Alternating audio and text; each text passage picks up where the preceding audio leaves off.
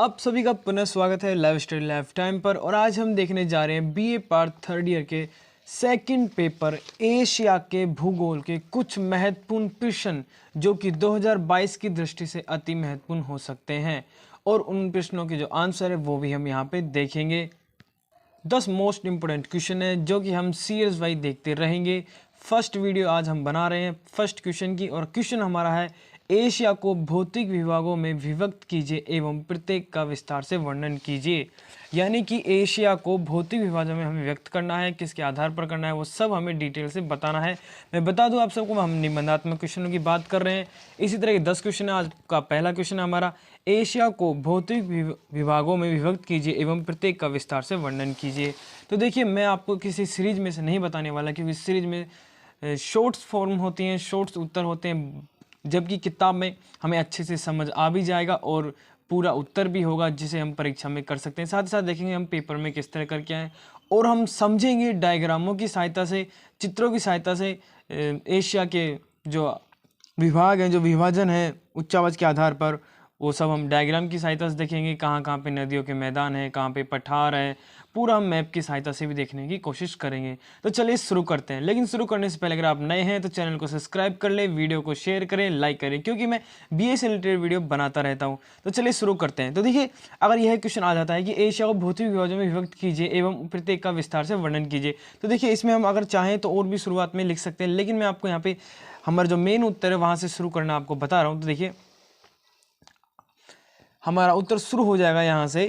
पहले हम एशिया के बारे में बता सकते हैं कि एशिया बहुत विशाल देश है, वो हम डिटेल से बता देंगे आगे भी। फिलहाल मैं आपको इसका डायरेक्ट उत्तर बता रहा हूँ कि एक अन्य धरातल विशेषता उपयुक्त धरातलीय विशेषताओं या फिर धरातलीय विशेषताओं के आधार पर हम एशिया महाद्वीप को उच्चावच के अध्ययन के अंतर्गत 5 भागों में बांट सकते हैं।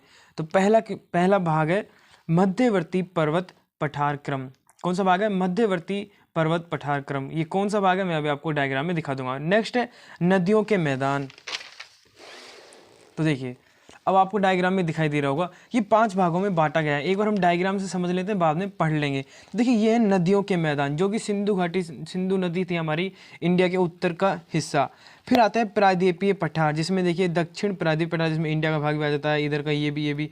और ऊपर है हमारा उत्तर की निचली भूमि, जिसमें पूरा रूस आ जाता है। फिर इधर आता है देखिए मध्यवर्ती पर्वत पठार क्रम। आई होप आपको डायग्राम से समझ आ रहा होगा। और ये जो हमें वो है द्वीप समूह मालाएं। तो हमने 2 पढ़े, एक पढ़ा नदियों के मैदान और एक पढ़ा मध्यवर्ती पर्वतीय पठार क्रम। तीसरा है हमारा दक्षिणीय प्रायद्वीपीय पठार, जो कि ये रहा, आपको दिखाई दे रहा होगा। नेक्स्ट है हमारा उत्तर की निचली भूमि, जो कि उत्तर की निचली भूमि ये रही।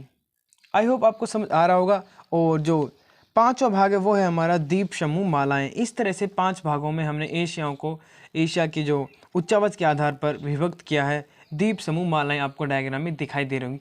डायग्राम से अच्छा समझ आता है, इसलिए मैं आपको डायग्राम में दिखा रहा हूँ। तो देखिए, अब हम शुरुआत करते हैं मध्यवर्ती पर्वत एवं पठार क्रम। इसी तरह से आपको पेपर में भी लिख के आना है और इसी तरह से आपको समझना है आराम से। तो चलिए शुरू करते हैं। देखिए, पहला भाग है हमारा मध्यवर्ती पर्वत एवं पठार क्रम। विश्व का सबसे विशाल एशिया महाद्वीप अपनी धरातलीय विशेषताओं के कारण संसार के अन्य सभी महाद्वीपों से विचित्र है। यानी कि एशिया महाद्वीप में धरातल की विशेषताएं भिन्न भिन्न प्रकार की, इसलिए संसार से सबसे अलग महाद्वीप है। एशिया के मध्य भाग में फैली हुई ये उच्च पर्वत श्रेणियां एशिया महाद्वीप के 20% से भी अधिक भाग में घेरे हुए हैं। याद रखिएगा, ये लाइन अंडरलाइन कर सकते हैं आप। एशिया महाद्वीप के 20% से भी अधिक भाग घेरी हुई है। इसका विस्तार एशिया के लगभग 78 लाख वर्ग किलोमीटर भाग पर है। यह पर्वत क्रम पश्चिम में टर्की से प्रारंभ होकर पूर्व में चीन तथा उत्तर पूर्व में बेरिंग सागर तक विस्तृत है। इसमें अनेक उच्च पर्वत एवं पठार सम्मिलित हैं। इस क्रम में पर्वत शिखरों की सामान्य ऊंचाई 1000 मीटर से लेकर 8848 मीटर तक है। एशिया के इस मध्यवर्ती पर्वत पठार क्रम यानी पर्वतमालाओं का केंद्र पीमार की गांठ, जो कि विश्व की छत कहलाती है। पीमार की गांठ कहाँ पे? तो देखिए, आपको डायग्राम में मैं दिखाने की कोशिश करता हूँ। ये जो आपको दिखाई दे रही है, ये है पीमार की गांठ। ये हमारी हिमालय पर्वत से थोड़ा ऊपर पीमार की गांठ आपको दिखाई दे रही होगी डायग्राम में। ये है पीमार की गांठ। तो चलिए आगे पढ़ते हैं।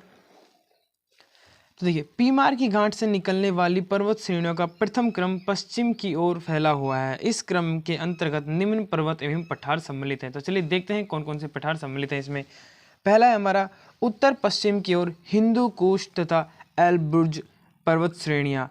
एल्ब्रुज पर्वत श्रेणियाँ आर्मीनिया की गांठ पर समाप्त होती है। तो देखिए कहाँ कहाँ पे है, ये देखिए आपको दिखाई दे रहा होगा एल्ब्रुज, ये जो गांठ यहाँ से निकलती है, और ये जो हमारी आर्मीनिया की वो है गांठ, दो गांठ है। देखिए ये आर्मीनिया की यहाँ पे समाप्त हो रही है, आपको अगर दिखाई दे रही है तो, कि यहाँ पे जाके यहाँ पे समाप्त हो जाती है।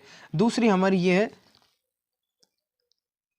हिंदू कुश। तो देखिए हिंदू कुश ये रही, आपको दिखाई दे रही तो, ये हमारी इससे पामीर की गांठ से निकलती है हिंदू कुश, ये यहाँ तक है। आई होप आपको डायग्राम में अच्छे से दिखाई दे रही होगी। चलिए नेक्स्ट पढ़ते हैं। नेक्स्ट हमारी उत्तर दक्षिण की ओर गिलगिट, सुलेमान, किरथर और जेग्रोस पर्वत श्रेणियां हैं। जेग्रोस पर्वत श्रेणियां आर्मीनिया की गांठ पर समाप्त होती है। तो देखिए आपको, आई होप आपको दिखाई दे रही हो तो देखिए ये है जेग्रोस की श्रृंखला, जो कि यहाँ पे आर्मीनिया की गांठ पर समाप्त हो जाती है। ये वाली जेग्रोस हो गई, और थी हमारी सुलेमान, सुलेमान ये रही, और एक थी हमारी किरथर, किरथर ये रही। आई होप आपको तीनों श्रृंखलाएं दिखाई दे गई होंगी। ये रही हमारी सुलेमान, किरथर और जेग्रोस। डायग्राम में देखने से हमें थोड़ा अंदाज़ा हो जाता है कि कहाँ कहाँ पे ये हैं, क्योंकि हम फर्स्ट बार इनका नाम सुनते थे, हमें याद नहीं होते, लेकिन जब आप 2-3 बार इनका नाम दोहराओगे या फिर 2-3 बार देखोगे वीडियो को तो ऑटोमेटिक याद हो जाएंगे। नेक्स्ट हमारा पामेर की गांठ के पश्चिम में फैली हुई इन उत्तर एवं दक्षिण पर्वत श्रेणियाँ अथवा एल्ब्रुस तथा जैग्रोस पर्वत के मध्य ईरान का पठार भी स्थित है। नेक्स्ट है आर्मीनिया की गांठ के पश्चिम की दो पर्वत श्रेणियाँ उत्तर तथा दक्षिण दिशाओं में फैली हुई हैं। उत्तर पर्वत श्रेणी को पॉन्टिक श्रेणी तथा दक्षिण श्रेणी को टोरस श्रेणी कहते हैं। तो ये देखिए, ये भी आपको मैं डायग्राम में दिखा देता हूँ, आपको दिखाई दे रही होगी तो देखिए ये रही ऊपर जो ये हमारी आर्मीनिया की गांठ है, इसकी देखिए ये रही पॉन्टिक और ये रही टार्सर, टार्सर और पॉन्टिक दोनों श्रेणियाँ ये यहाँ पे हैं, आपको दिखाई दे रही होगी। नेक्स्ट हमारा है पामीर की गांठ से निकलने वाली पर्वत श्रेणियाँ। थोड़ा इधर कर लेता हूँ। पामीर की गांठ से निकलने वाली पर्वत श्रेणियों का दूसरा क्रम दक्षिण पूर्व की ओर फैला हुआ है। इस क्रम के अंतर्गत निम्न पठार सम्मिलित हैं। तो देखिए पामीर की गांठ के दक्षिण पूर्व की ओर हिमालय पर्वत श्रेणी फैली हुई है। यह संसार की सर्वोच्च पर्वत श्रेणी है। इसका सर्वोच्च पर्वत शिखर एवरेस्ट संसार का सबसे ऊंचा शिखर है, जिसकी ऊंचाई 8,848 मीटर है। यह हिमालय पर्वत श्रेणी उत्तर पश्चिम से दक्षिण पूर्व की ओर एक चाप की भांति फैली हुई है। देखिए ये आपको दिखाई दे रही होगी, ये हमारी हिमालय पर्वत श्रृंखलाएँ हैं जो कि उत्तर से दक्षिण की ओर फैली हुई हैं। ये हमारी पामीर की गांठ से शुरू होकर यहाँ तक जाती हैं। नेक्स्ट हिमालय पर्वत की एक शाखा असम तथा म्यांमार होती हुई पूर्व द्वीप समूह में चली गई है। असम में इसकी मुख्य पर्वत श्रेणियाँ नागा, गारो, खासी, जयंतिया तथा पटकोई है। म्यांमार में इसकी मुख्य पर्वत श्रेणियाँ एराकान्योमोया, पिंगुयोमा और तानसरिम्या है। ये इंग्लिश नाम है इसलिए ऐसे अटपटे हैं। पामीर की गांठ से निकलने वाली पर्वत श्रेणियों का तीसरा क्रम पूर्व की ओर फैला हुआ है। इसका क्रम के अंतर्गत निम्न पर्वत एवं पठार सम्मिलित हैं। जैसे कि पामीर की गांठ के पूर्व की ओर एक पर्वत श्रेणी दक्षिण पूर्व की दिशा में चली गई है, जिसमें कुनलून और साथ ही में जो है वो है बाथनकारा तथा सिनलिंगिन पर्वत। ये भी मैं आपको डायग्राम में दिखाता हूँ। देखिए आपको डायग्राम दिखाई दे रहा होगा, तो डायग्राम में आप दिखाई दे रहा होगा कि देखो ये रही हमारी बाथनकारा और ये वाली हमारी हो गई सिनलिंग। इनके नाम यहाँ पे अलग दे रखे हैं जबकि नीचे अलग दे रखे हैं, लेकिन है वो एक ही। और एक थी हमारी ये रही कुनलून आपको दिखाई दी होगी तीनों, 1, 2, 3। अब नेक्स्ट आ गया हमारी है पामीर की गांठ के पूर्व की ओर दूसरी पर्वत श्रेणी उत्तर पूर्व दिशा में चली गई, जिसमें अल्टाईतांग, नानशान व खिंगन प्रमुख है। ये भी आपको डायग्राम में दिखाई दे रही होगी। आप एक काम कीजिए, इस डायग्राम का स्क्रीनशॉट ले लीजिए ताकि आपको आगे समझने में आसानी होगी। आप इसका स्क्रीनशॉट ले लीजिए। चलिए आगे चलते हैं। हिमालय तथा कुनलून पर्वत श्रेणियों के मध्य तिब्बत का पठार स्थित है, जो संसार का सर्वोच्च पठार है, जिसकी ऊंचाई 4,500 मीटर है। हिमालय तथा कुनलून पर्वत श्रेणियों के मध्य एक पर्वत श्रेणी काराकोरम भी है। काराकोरम कहाँ पे, चलो मैं आपको डायग्राम में दिखाता हूँ। तो आपको जब हमारी ये देखिए हिमालय जो पर्वत श्रेणी इसको देखिए, और कुनलुन है इसको देखिए, और इसके जो बीच में हल्की सी दिखाई दे रही है यही है काराकोरम पर्वत श्रेणियाँ आपको दिखाई दे रही होंगी। आगे आ जाता है हमारा पामेर की गांठ के निकलने वाली पर्वत श्रेणियाँ। चौथा क्रम उत्तर पूर्व दिशा में फैली हुई हैं। इस क्रम के अंतर्गत निम्न पर्वत श्रेणियों में पठार सम्मिलित है। पामेर की गांठ के उत्तर पूर्व की ओर एक पर्वत श्रेणी क्रम निकल गई है जिसके मुख्य पर्वत हैं तियानशान, अल्टाइन और यावलोयन और स्टेनोवोए। याद रखिएगा, ये आपको उसी डायग्राम में दिख जाएंगी। आगे है पीमार की गांठ के उत्तर पूर्व की ओर एक पर्वत श्रेणी क्रम और आगे निकल गया है जिसमें मुख्य पर्वत जिसमें है वैख्यानस्क, कोलिमा, एनादीर और कमचटका। ये कुछ मुख्य पामेर के उत्तर पूर्व की ओर निकली पर्वत श्रृंखलाएं हैं। आगे है तियानशान तथा कुनलुन पर्वत श्रेणियों के बीच तरीम बेसिन स्थित है। आगे है एशिया महाद्वीप के मध्यवर्ती पर्वत पठार क्रम का अध्ययन करने के बाद हम इस निष्कर्ष पर पहुंचते हैं कि एशिया महाद्वीप एक अद्वितीय महाद्वीप है जिसके मध्य भाग में उच्च पर्वत श्रेणियां तथा उनसे विकीर्ण होने वाले पहाड़ हैं। अब अभी तक हमने देखा था जो पर्वत क्रम थे एशिया के, वो हमने देखे थे, जो कि हमें इस डायग्राम में सारे हमें दिखा रखे हैं। मैं पुनः बता दूं, आप चाहें तो स्क्रीनशॉट ले सकते हैं। इसके अंदर सारे पठार और पर्वतक्रम आ जाते हैं। दो चीज़ हमेशा याद रखिएगा, एक तो पामेर की गांठ और एक आर्मीना की गांठ, ये दोनों कहाँ पर है ये डायग्राम में याद रखिएगा मैप में।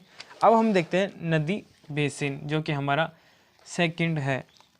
नदी बेसिन, नदियों के मैदान। एशिया महाद्वीप के धरातल पर नदियों के अनेक छोटे बड़े मैदान मिलते हैं। ये अत्यंत उपजाऊ मैदान हैं। इन मैदान में एशिया महाद्वीप की सभ्यता का विकास हुआ है। सिंधु घाटी एवं दजल फारत बेसिन की सभ्यता एशिया की प्राचीन सभ्यताओं में से एक है, जहाँ से इसका प्रचार संसार के अनेक देशों में हुआ है। ये एशिया के सांस्कृतिक विकास केंद्र हैं। आज भी एशिया महाद्वीप की जनसंख्या का सबसे अधिक घनत्व इन्हीं मैदानों में मिलता है। पश्चिम से पूर्व की ओर ये मैदान क्रम से निम्नलिखित हैं। अब जो महत्वपूर्ण मैदान है वो हम देखने वाले हैं, जिसमें फर्स्ट मैदान आता है हमारा दजला फरात का मैदान। ये मैप में कहाँ है, आपके सामने स्लाइड दिखाई दे रही होगी। यहाँ पे ये हमारा मैदान है। तो चलिए इसकी विशेषताओं को पढ़ते हैं। इस मैदान का विस्तार इराक में है। इसे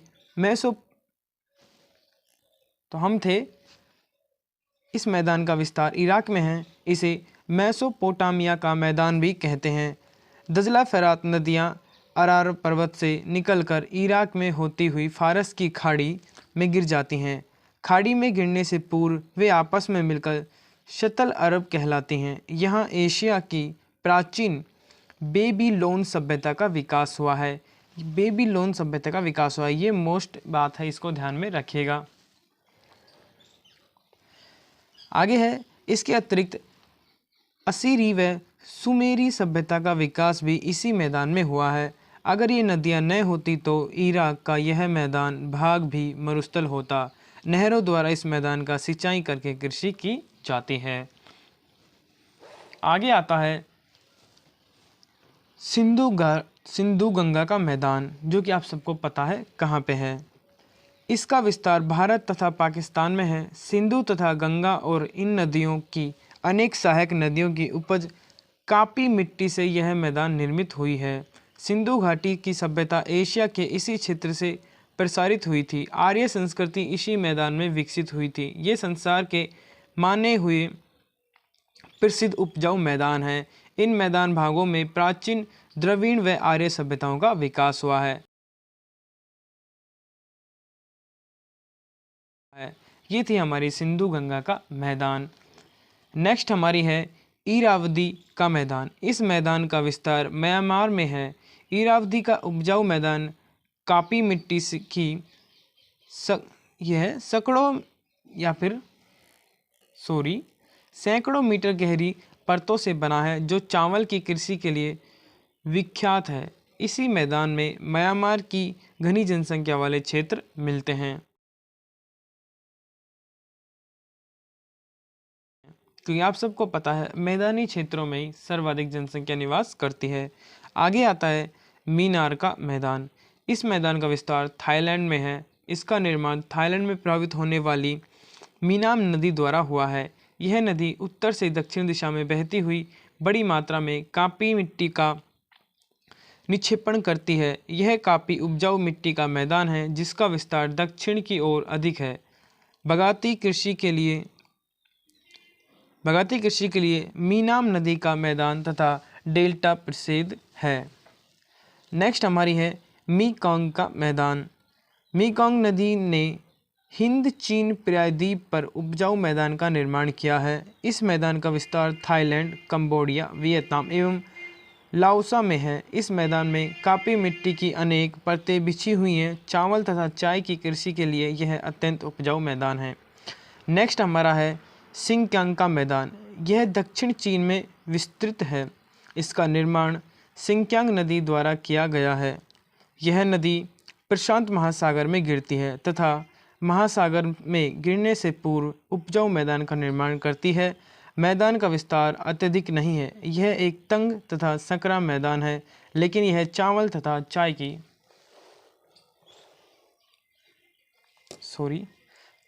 चाय की कृषि के लिए अत्यंत उपजाऊ मैदान है। आप स्क्रीनशॉट ले सकते हैं इसका, सभी का मैदान होगा। नेक्स्ट हमारा सातवां है यांगटीसिंगक्यांग का मैदान। यह मध्य चीन में है जिसका निर्माण यांगटीसिंगक्यांग तथा उसकी सहायक नदियों द्वारा हुआ है। यह उपजाऊ कापी मिट्टी का बना है। इसका रेड बेसिन प्रसिद्ध मैदान भाग है। गेहूं तथा चावल की कृषि के लिए यह प्रसिद्ध मैदान है। यह चीन का सबसे घनी आबादी वाला क्षेत्र है।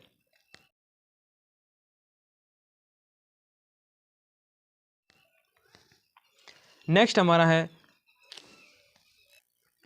आ जाता है हैंगोंग का मैदान।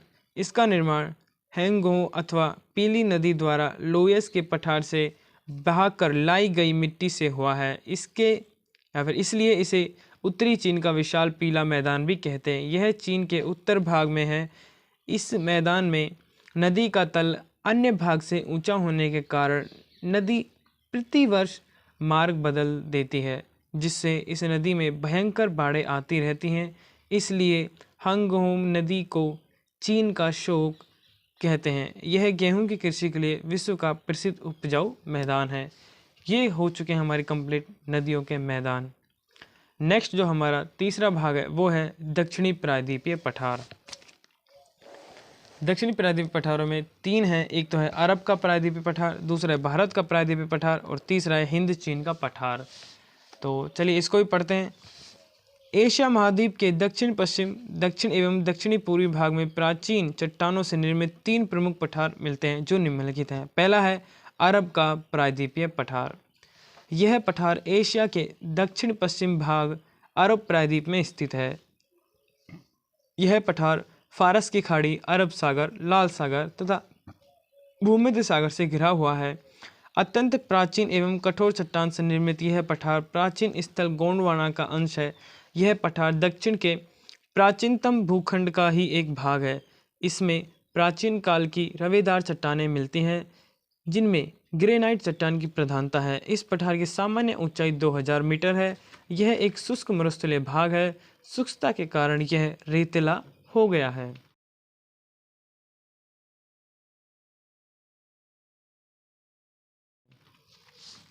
नेक्स्ट है हमारा भारत का प्रायद्वीपीय पठार, जो कि आप सबको मालूम होगा।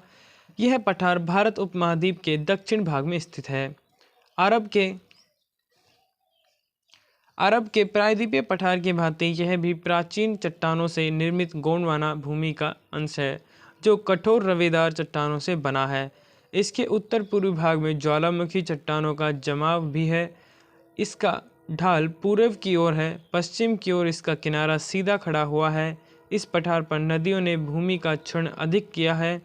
इसका उत्तरी धरातलीय भाग अधिक ऊबड़ खाबड़ है। इस पठार की सामान्य ऊंचाई 1400 मीटर है। पठार के उत्तर भाग में विंध्याचल पर्वत, सतपुड़ा पर्वत तथा मालवा का पठार प्रमुख श्रेणियां हैं, जबकि पठार के दक्षिण भाग में नीलगिरी तथा इलायची की पहाड़ियां प्रमुख श्रेणियां हैं।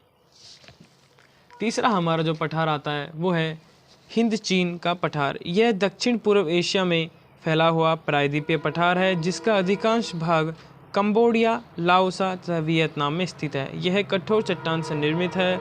इसमें शान, क्विंचाऊ तथा यूनान के पठारी भाग भी सम्मिलित हैं। ये इस पठार की सामान्य ऊंचाई 1200 मीटर है।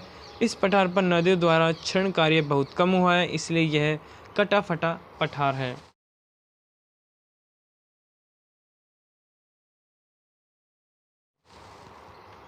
हमारे पठार कंप्लीट हो चुके हैं। नेक्स्ट जो हमने चौथे भाग बांटा है वो है उत्तर की निचली भूमि, जो कि हमने आपको मैप में दिखाया था। मैंने आपको ये वाला भाग उत्तर की निचली भूमि आप देख पा रहे हैं, तो उत्तर की निचली भूमि। तो चलिए इसको भी पढ़ते हैं। साइबेरिया प्रदेश के विस्तृत भाग पर यह उत्तर की निचली भूमि त्रिभुजाकार मैदान के रूप में फैली हुई है। इस मैदान के उत्तर में आर्कटिक महासागर, पश्चिम में यूराल पर्वत तथा दक्षिण एवं पूर्व के मध्यवर्ती पर्वत पठार क्रम फैला हुआ है। संरचना के आधार पर यह एक निचला मैदान है जो ओब, यनीसी तथा लीना नदियों के बेसिनों से बना है। इस विस्तृत मैदान को एशिया के धरातल में पड़ने वाले अनेक मोड़ों का सामना करना पड़ा है। इस मैदान का ढाल उत्तर की ओर आर्कटिक सागर की ओर है। इसका ढाल अत्यंत मंद होने के कारण इसके उत्तर भाग में जल भरा जाता है या फिर जल भरा रहता है। अनेक दलदल बन जाते हैं। इस मैदान की नदियों के मुहान तथा निचले भाग के बर्फ जम जाने के कारण इस नदियों का जल प्रवाह रुक जाता है। इससे अनेक दलदलीय क्षेत्र बन जाते हैं। यही कारण है कि इन क्षेत्रों की नदियों का कोई व्यापारिक महत्व नहीं है। इस भाग को निम्नलिखित उप विभागों में विभाजित किया जा सकता है, जैसे कि पश्चिमी साइबेरिया का मैदान, मध्य साइबेरिया का मैदान और तुर्किस्तान का मैदान। पांचवा और अंतिम जो हमारा भाग बचता है वो है द्वीप समूह माला है। तो चलिए इसको पढ़ते हैं। एशिया महाद्वीप के पूर्व एवं दक्षिण पूर्व की ओर अनेक द्वीप समूह एवं विस्तृत पंक्तियों में चाप की भांति फैले हुए हैं। ये द्वीप प्रशांत महासागर तथा हिंद महासागर में स्थित है, जिसमें से प्रशांत महासागर में द्वीपों की बहुलता है यानी अधिक है। ये सभी पहाड़ी भाग के रूप में है, जिनका निर्माण तृतीय कल्प की नवीन मोड़दार पर्वत